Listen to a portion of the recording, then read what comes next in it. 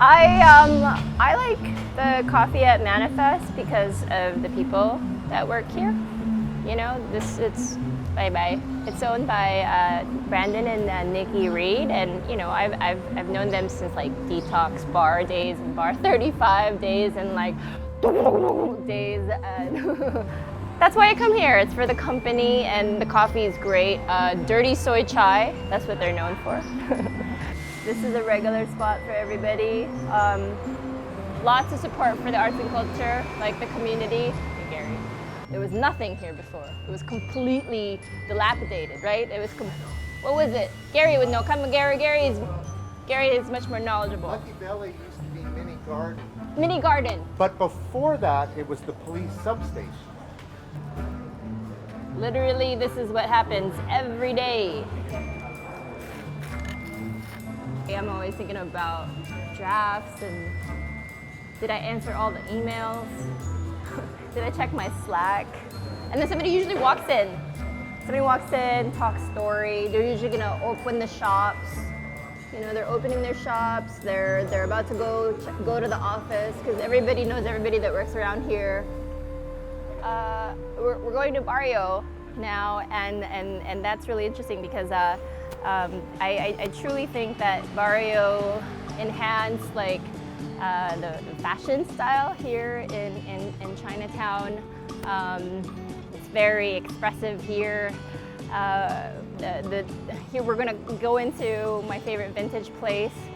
They started out at Chinatown Lofts, and you know, this is where you could find like 70s, 60s, like just unique pieces.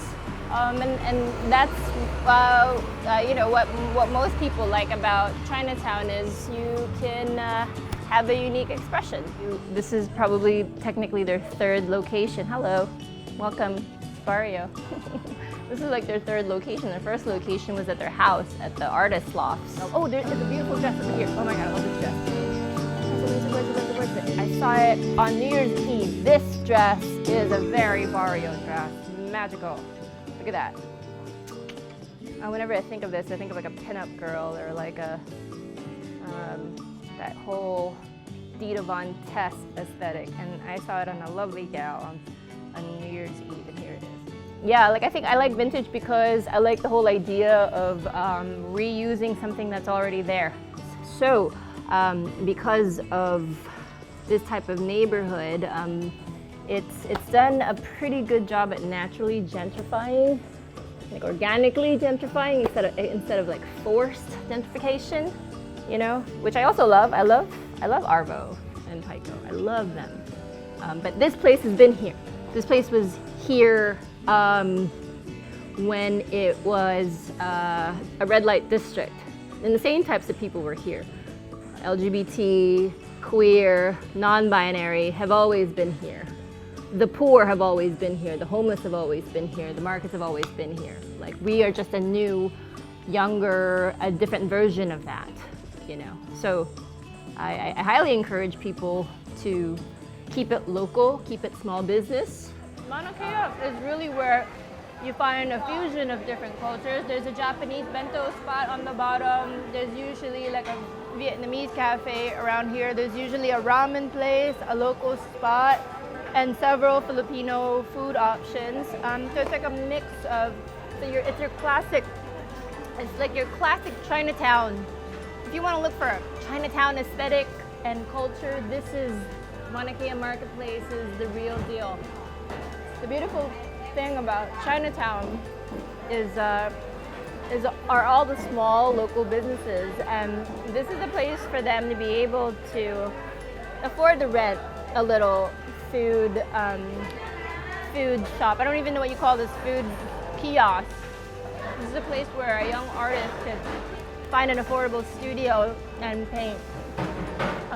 This is a place where an up-and-coming publisher of a company could find a modern, openly minded a place to rent in for your small business, or a cafe owner, or art gallery owner, or a vintage spot owner. And that's because the rent here is a lot more affordable. My family comes from Canlubang, Laguna, Pilipinas. And we moved here in 1997, and I went to HPU, found magically Mauna Kea Marketplace and Ajay's Cafe, and her food is the closest to my mom's cooking. It's the closest to my father's province's cooking, and so